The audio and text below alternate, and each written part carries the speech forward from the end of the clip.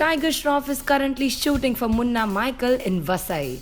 Interestingly, the actor has been traveling to Vasai in the local train since the past few days and the video is going viral. Though he tried hard to conceal his identity by wearing a face mask, he was soon spotted by a young fan. Here, check out the video we are talking about.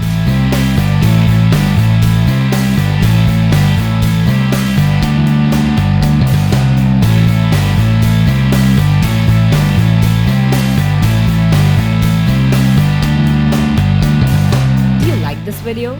Then do share, write in your comments and don't forget to subscribe to Bollywood Backstage.